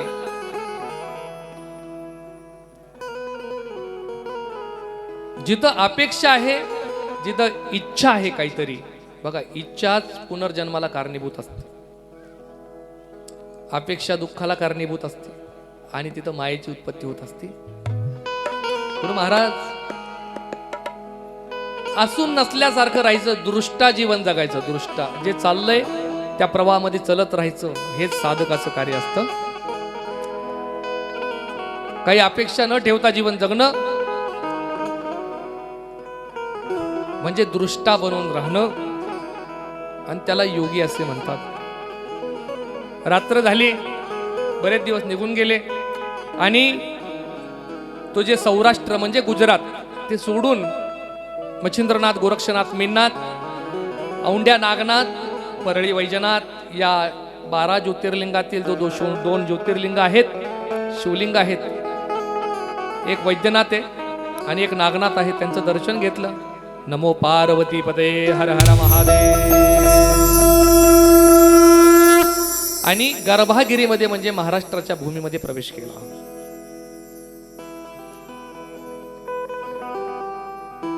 या बीड मधूनच प्रवेश केला होता दोघांनी.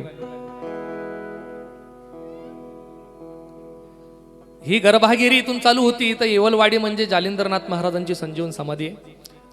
तिथून हे सगळं जंगली भाग होता, अभयारण्य होतं. रात्र झाली होती, गुरु महाराजांना भीती वाटायला लागली. आता साधू संन्याशाला फकीराला कसली भीती? ज्याच्याकडं धन है उसको डर है. बेटा गोरख यहाँ कोई डर है क्या? गोरक्षनाथांना विचारते, बेटा गोरख यहाँ कोई डर है क्या? गोरक्षनाथ एक नाही दोन नाही, आपल्यासारख्या फकीराला कशाला डर पाहिजे? ज्याच्या घरामध्ये माल आहे, धन आहे, त्याला फिकीर. झोपडीमध्ये राहणाऱ्याला कसली भीती आहे? का भीती? भीती कोणाला असती?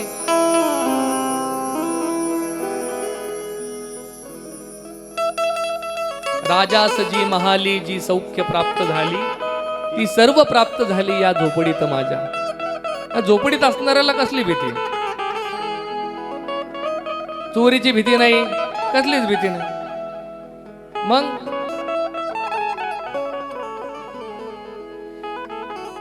नक्की गुरु महाराजांकडे काहीतरी माल असला पाहिजे, 100% काहीतरी आहे. म्हणूनच सारखे सारखे म्हणतायत की बेटा गोरख या कोई डर है क्या, डर है क्या, डर है क्या. भीती कोणाकडे? मग तीर्थयात्रा करीत करीत करीत ते वांबोरी या ठिकाणी आले. तिथं वामतीर्थ म्हणून उल्लेख केलेला आहे. वामतीर्थ म्हणजे आजची वांबोरी, वामतीर्थ. तिथं एक बारव आहे, त्या बारवाच्या तिथं यांनी स्नान केलं. तिथं एक औदुंबराचा वृक्ष, अजून सुद्धा तिथं एक वृक्ष आहे. त्या वृक्षाच्या फांदीवर त्यांनी आपल्या ज्या झोळ्या आहेत त्या झोळ्या टांगल्या नाथांनी. औदुंबराला नाथ संप्रदायात, दत्त संप्रदायात खूप अनन्य साधारण महत्व आहे बरं का. औदुंबराची सेवा म्हणजे साक्षात लक्ष्मी नरसिंह स्वामी आणि दत्त महाराजांची सेवा आहे, निरंतर वास्तव्य आहे. जी कोणी स्त्री त्या औदुंबर वृक्षाची सेवा करती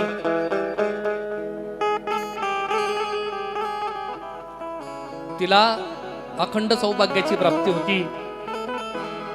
एखादी संतानहीन असेल तर त्याला संतान प्राप्त होतं, दारिद्र्य नष्ट होतं, दुःख नष्ट होतं. औदुंबराच्या खाली जर स्नान केलं तर वेगवेगळ्या प्रकारचे काही रोग असतील, काही भोग असतील, काही दोष असेल ते नष्ट होतात. औदुंबराच्या खाली हवन केलं तर त्या हवनाचं सहस्त्रपटीने फळ आहे. औदुंबराची जर खाली काही अनुसंधान केलं, जप केला, लक्षपटीने जप साधना, त्याचं महत्व आहे. अशा औदुंबराची सेवा सर्वांनी करायला पाहिजे. औदुंबर म्हणजे साक्षात कल्पतरू आहे, साक्षात दत्त महाराज आहे. म्हणून दत्त महाराज नरसिंह सरस्वती त्या ठिकाणी निरंतर वास्तव्य करत असतात गुप्त रूपाने. अवधूत चिंतन श्री गुरुदेव दत्त.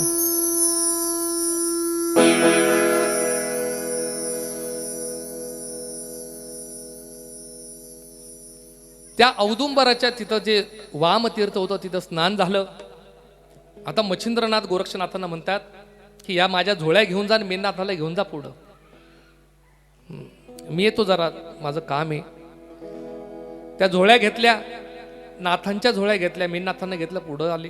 काय 2 प्रहर झाले, गुरु महाराज सारखे म्हणायचे की बेटा गोरख या कोई डर है क्या, डर है क्या, डर है क्या. डर काय बघावं, झोळीमध्ये नक्कीच काहीतरी असं. झोळीत हात घातला तर त्या झोळीमध्ये एक सोन्याची वीट निघली. अवधूत चिंतन श्री गुरुदेव दत्त. यही है हमारे गुरु का डर. हीच तर खरी भीती. बघा कलियुग, कलीचा प्रवेश सोन्यातून होतो बरं का. द्वापार युग संपल्यानंतर भगवान श्रीकृष्ण निज धामाला निघून गेले, पांडव स्वर्गात निघून गेले आणि त्यांचा जो पुढचा वारसदार आहे पांडवांचा परीक्षिती, त्या परीक्षितीची बुद्धी फिरली आणि त्या जरासंधाचा मुकुट त्याने डोक्यावर घातला, सोन्याचा मुकुट, आणि तिथून कलीने प्रवेश केला. म्हणजे सोनं म्हणजे धन चांगल्या चांगल्या लोकांची बुद्धी भ्रमिष्ट करतं. धनाचा अपार तमाशा कुसंग सुसंग घेती फासा. म्हणून धनाचं शुद्धीकरण करणं गरजेचं आहे. आपण कमवलेला जो धन आहे हे सगळं आपलं नसतं. त्या धनात साधू संतांचा वाटा असतो, कुत्र्याचा वाटा असतो, मांजरीचा वाटा असतो, गाईचा वाटा असतो, गावातील आपले काही मित्र परिवार आहेत, कोणी नातेवाईक आहेत त्यांचा वाटा असतो, आणि ज्याचं त्याला दिलं आपल्या मुलीचा पण वाटा असतो मुख्य म्हणजे.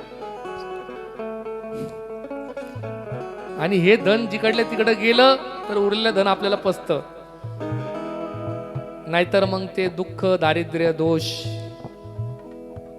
कोर्ट कचेरी, दवाखाना, पोलीस कचेरी अशा ठिकाणी ते वापरावं लागतं ज्याचं त्याला. आणि धनाचं शुद्धीकरण करण्यासाठी अन्नदान सर्वश्रेष्ठ आहे.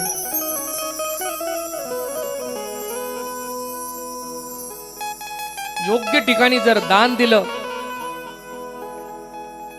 योग्य ठिकाणी जर दान केलं तर ते धन शुद्ध होतं आणि आपल्या 42 कुळांचा उद्धार होतो. पुढच्या पिढीला सुद्धा ते पचलं जातं.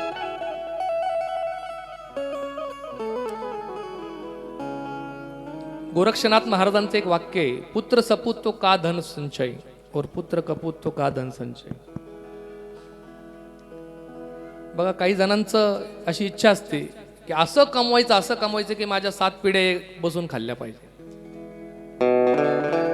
काय 7 पिढ्या एका ठिकाणी बसून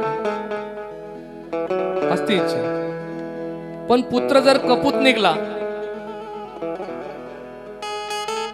तर तो सगळा कार्यक्रम करून टाकतो, वेळ लागत नाही. आणि पुत्र सपूत जर निघला तर त्याच्यासाठी धनसंचय करायची गरज पडत नाही. त्याला व्यवस्थित संस्कार दिले, संस्कार दिल्यानंतर तो त्याचं पोट भरून खाऊ शकतो, आहे की नाही. म्हणून पुत्र सपूत तो का धन संचय और पुत्र कपूत तो का धन संचय. अवधूत चिंतन श्री गुरुदेव दत्त. ती सोन्याची वीट पाहिली. आता गुरुंचं हे जे गुरु का ये जो डर है ये डर फेक के देता हूं. गोल गोल फिरवली आणि भिरकावून दिली. ज्या ठिकाणी पडली त्या सोनई या ठिकाणी ती पडली. सोन्याची वीट सोनई या ठिकाणी पडली. गुरु महाराज आले, आपल्या झोळ्या घेतल्या. तोपर्यंत सूर्योदय झाला होता. तीर्थयात्रा चालू होती आणि चालू असताना गुरु महाराजांना ते वजन, झोळीचं वजन थोडं हलकं वाटायला लागलं. तर त्यांनी झोळीत हात घालण्याचा प्रयत्न केला की गोरक्षनाथाने तो हात धरला. एकदा झालं, दोनदा झालं, तीनदा झालं. गुरु महाराज चिडले आणि अंग झटकला, असा हात झटकला, सरक बाजूला. झोळीत पाहिलं, अरे सोन्याची वीट गेली कुठं गेली सोन्याची वीट. गोरक्षनाथांना बडबड करायला लागले, काय केलं सोन्याची वीट. तुला निश्चितच मोह सुटला होता. कुठं लपवली माझी सोन्याची वीट. अरे तू मला मागितली अशी तर दिली असती ना तुला सोन्याची वीट. मी अशी चोरी करायची काय गरज होती. गुरु महाराज काय बोलतायत तो. आता ही सुद्धा गोरक्षनाथांची परीक्षाच होती. कसून पाहिलं गोरक्षनाथांना गुरूंनी. नाना तऱ्हेची बडबड केली. गोरक्षनाथ महाराजांना असं बोलले की त्यांच्या हृदयाला लागलं. हात धरला. त्यापूर्वी त्या ठिकाणी त्यांनी लघुशंका केली. लघुशंका केली आणि भस्म झोळीतून गोरक्षनाथांनी सिद्ध भस्म काढला. सिद्धास्त्र सिद्ध केलं आणि ते भस्म समोर एक डोंगर होता, त्या डोंगरावर त्याचा प्रयोग केला. अवधूत चिंतन श्री गुरुदेव दत्त. आणि सारा पर्वत सोन्याचा केला. गुरु महाराज काय सोनं घ्यायचं ते घ्या, सगळा डोंगर तुमचाचे.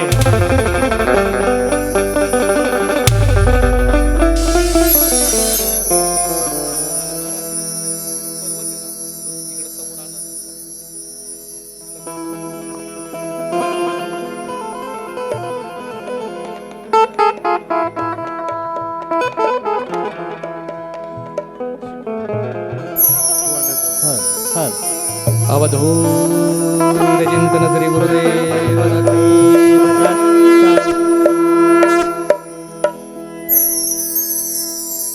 गोरक्षनाथांनी तो पर्वत सोन्याचा केला.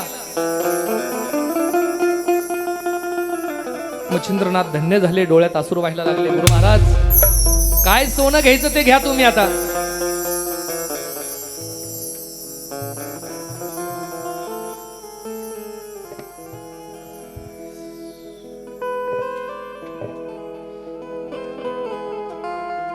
अरे तुझ्यासारखा परीस असताना हे सोनं कशाला मी घेऊ.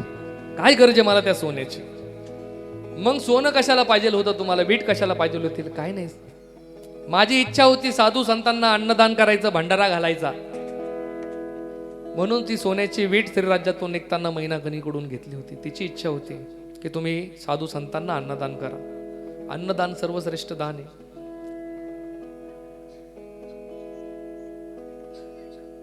बस एवढीच इच्छा आहे ना तुमची. गोरक्षनाथांनी चित्रसेन गंधर्वाला आवाज दिला, चित्रमा गंधर्व आवाज दिला. दोन्हीही गंधर्व त्यांच्या समोर प्रकट झाले. सांगितलं की इथं आपल्याला महाप्रसादाची अन्नदानाची व्यवस्था करायची आहे. मग अष्टसिद्धींना बोलवलं. अष्टसिद्धी आल्या. अष्टसिद्धींनी सर्व अन्नाची व्यवस्था केलेली आहे.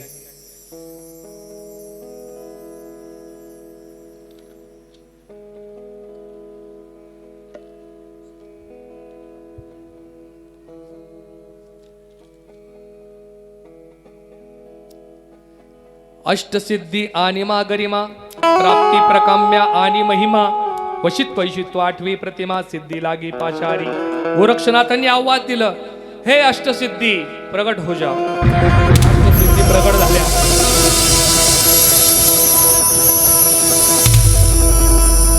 गंधर्वांना सांगितलं आजूबाजूला जे साधू संत असतील ते या गर्भागिरीवर घेऊन या. सगळ्या साधू संतांना त्या ठिकाणी बोलवलं मान सन्मानासहित. देवदेवता आले, यक्ष आले, किन्नर आले. साधू संतांचा त्या ठिकाणी भंडारा किंवा तिथं मेळा जमला. अष्टसिद्धींना सांगितलं की यांना जेवू घाला. कोणी भात वाढतंय, कोणी भाजी वाढतंय, कोणी पुरी वाढतंय, कोणी बुंदी वाढतंय, कोणी जिलेबी वाढतंय, कोणी लाडू वाढतंय. चालू झाला तो भंडारा.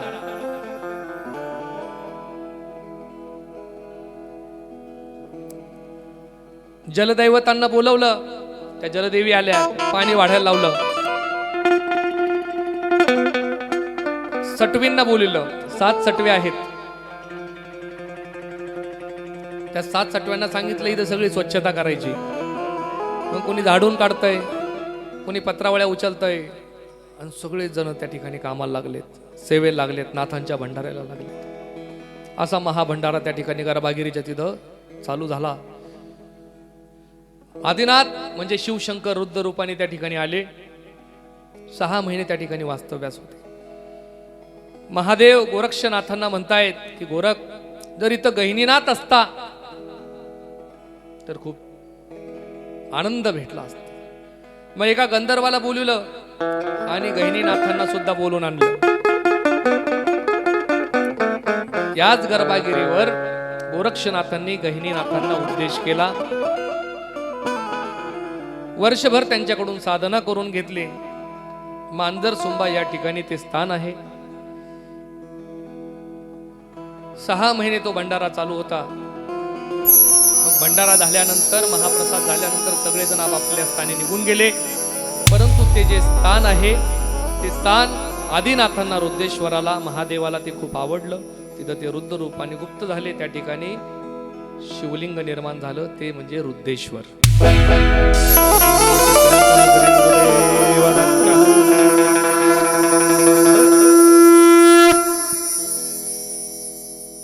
मठीत राईला काणी पाजती, उपरी मच्छिंद्रासी मायबाप म्हणती, जान पीर जो जालिंदर जती गर्भागिरी नांदत असे. मच्छिंद्रनाथ ज्या ठिकाणी गुप्त झाले तिथं त्यांनी समाधी घेतली. ते चैतन्य रूप झाले, शिवस्वरूप झाले.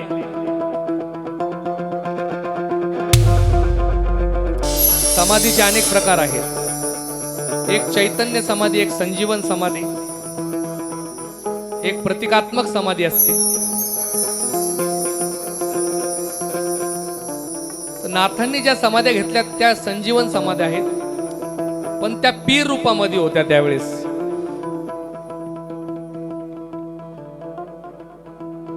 मढीमध्ये कानिपनाथांनी समाधी घेतली. गैबी पीर म्हणून गहिनीनाथ त्या ठिकाणी समाधीस्थ झाले. इथून काहीतरी जवळच आहे वाटतं गहिनीनाथांची समाधी.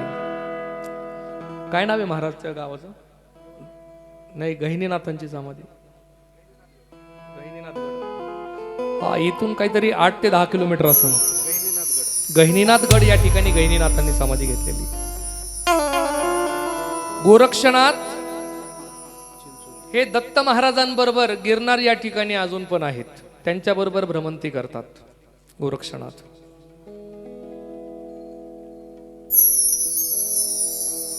गिरनारगिरी गोरक्षनाथ दत्ताश्रमी राहिला असं वर्णन आहे. दत्तात्रयांच्या आश्रमात अजूनही गोरक्षनाथ त्यांच्याबरोबर भ्रमंती करतात.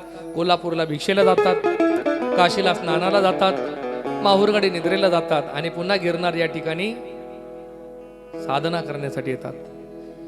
असे नाथांनी त्यावेळेस समाध्या घेतल्या आणि आदिनाथ स्वतः रुद्रेश्वर म्हणून त्या ठिकाणी गुप्त आहेत. तेच मुख्य नाथ संप्रदायाचं केंद्र आहे. अशा प्रकारे हा जो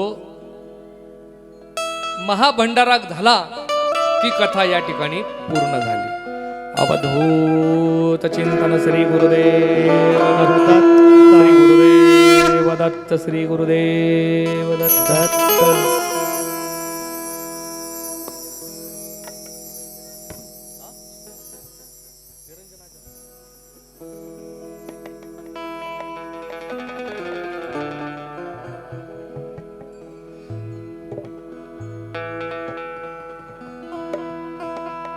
नाथ संप्रदाय हा साधारणतः 1200 वर्षापूर्वीचा संप्रदाय आहे. 1200 ते 1300 वर्षापूर्वी नाथांनी या ठिकाणी अवतरित झाली. परंतु भर्तरीनाथ, मच्छिंद्रनाथ हे 2500 वर्षापूर्वी. नवनाथ भक्तिसार या ग्रंथाचा जर आधार घेतला तर कलियुगाला सुरुवात होऊन 600 ते 700 वर्ष पूर्ण झाले. म्हणजे आजपासून साधारणतः 2 ते 2500 वर्षापूर्वी नाथ संप्रदायाची सुरुवात झाली असं म्हणता येईल.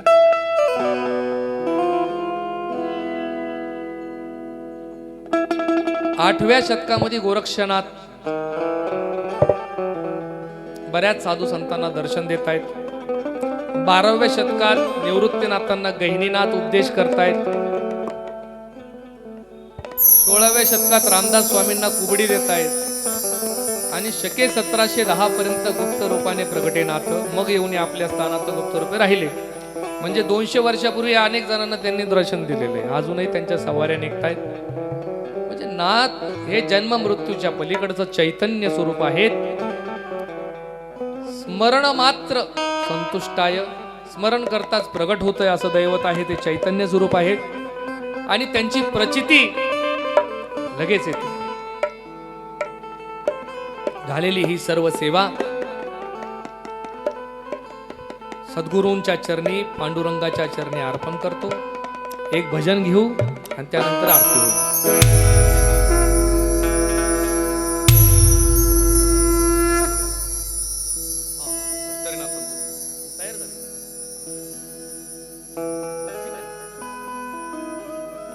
या ठिकाणी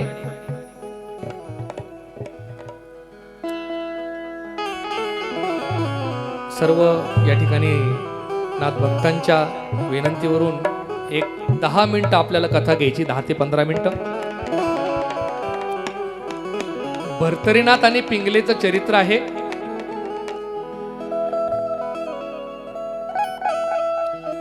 ते चरित्र आपल्याला एक 15 मिनिटात घ्यायचंय. वेळ झालेला आहे, परंतु जे कलाकार लोक आहेत त्यांनी ते वेश परिधान केलंय, त्यांचं लग्न आपल्याला लावायचंय. एक 10 मिनिटं घेऊ फक्त. मामाकडून कन्यादानाला 1001 रुपये भेटणार आहे. अरे बाबा, टाळ्या वाजव. टाळ्या टाळ्या. अवधूत चिंतन श्री गुरुदेव दत्त.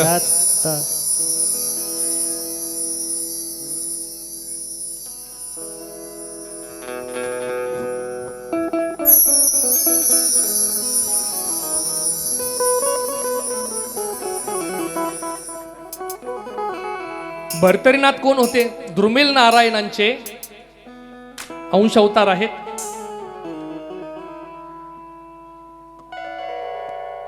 सूर्यनारायणाचं जे तेज विखुरलं, ते तेज विखुरल्यानंतर एका भागापासून अगस्त्य ऋषींचा जन्म झाला आणि दुसऱ्या भागापासून भर्तरीनाथांचा जन्म झाला.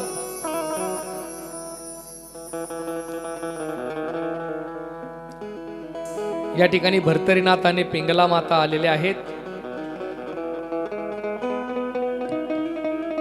त्यांचं टाळ्या वाजून आपल्याला स्वागत करायचंय.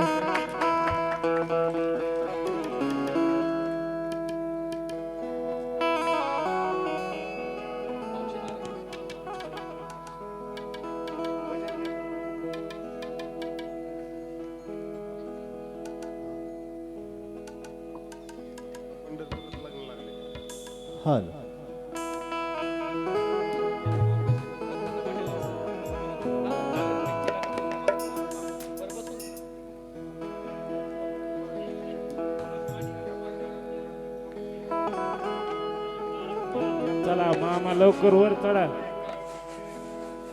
हॅलो मामानी स्टेजवर जाणे लवकर.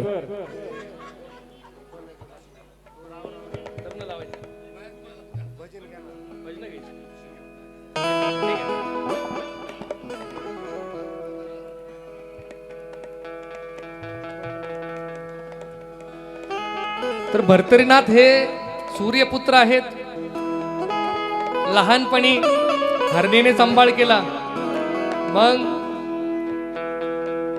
एका भाटाने सांभाळ केला. असंच करत करत अवंतिका नगरी येथे आले आणि ते उज्जैन नगरीचे राजे झाले. त्यांचा जो भाऊ आहे विक्रम आणि भर्तरीनाथ एकाच मंडपात त्यांचा विवाह झालेला आहे. भर्तरीनाथ असे मात्र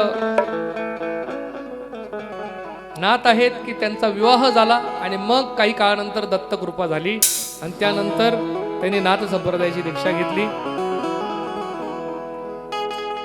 तो आपलं सर्वांचं भाग्य आहे की भर्तरीनाथ म्हणजे द्रुमिल नारायणचे अवतार यांच्या विवाहामध्ये आपण उपस्थित राहिलेले आहेत. अक्षता सर्वांना पोहोचल्या ना? हा. आणि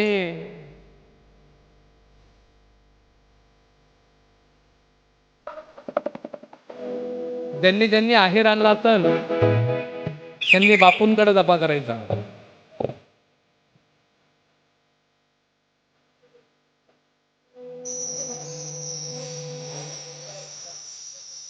चला मुलीचे मामा आले का? मुलाचे मामा अंतरपाठ धरा. अंतरपाठ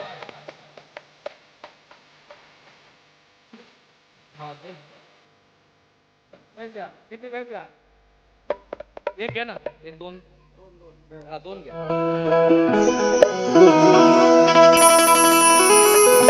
सर्वांनी विवाह लावण्यासाठी उभं राहायचंय. स्वस्ति श्री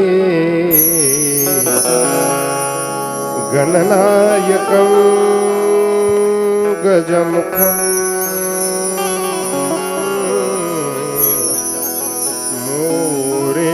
मोरेश्वरं सिद्धिदं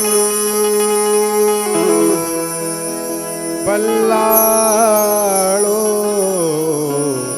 मुरुडं विनायकमहम्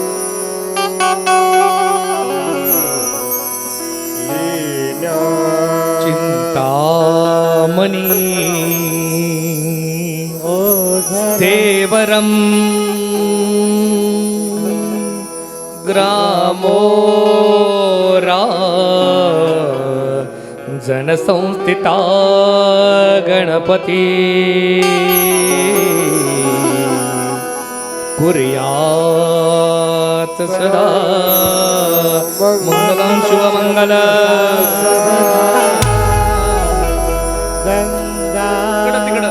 सिंधु सरस्वती यमुना गोदावरी नर्मदा कावेरी शरयो महेंद्र तनया शर्मन्वती वेदिका शिप्रा वेद महानदी ख्यातातया गंडकी शुभमंगल सावधान. शुभ मंगल सावधान. शुभ मंगल सावधान. शुभमंगल सावधान सावधान शुभमंगल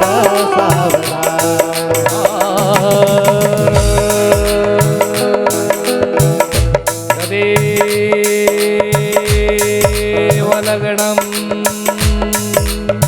आली लग्न घटिक समीप नवला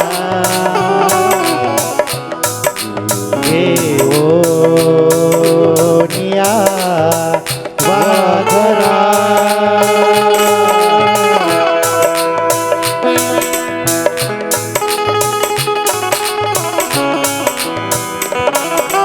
हाताचा पाळणा दोन्ही डोर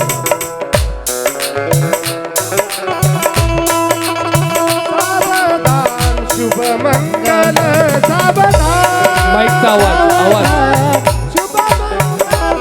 सावधान शुभ मंगल सावधान. राजा भरतरीनाथ आणि पिंगला माता पिंगला राणे यांचा विवाह संपन्न झालेला आहे. सर्वांनी टाळ्या वाजवायच्यात.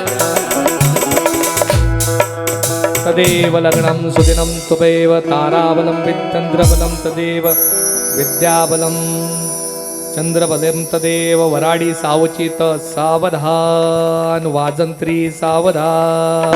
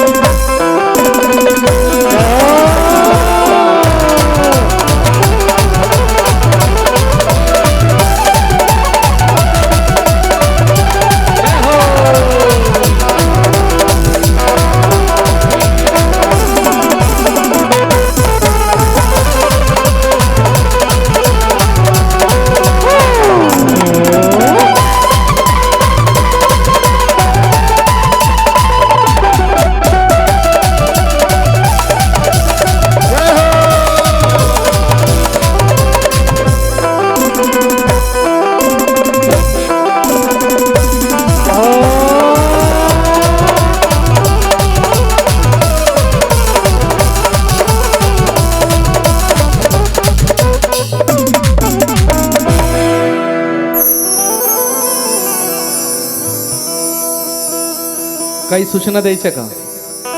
मुलीचे मामा लग्नात आलेल्या सर्व पाहुण्यांचं स्वागत. जेवल्याशिवाय जाऊ नका कोणी. हा